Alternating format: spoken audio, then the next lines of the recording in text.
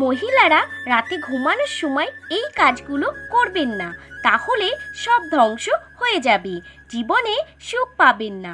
এই বিষয়গুলো মাথায় রাখুন, আপনার জীবনের উন্নতি কেউ আটকাতে পারবে না।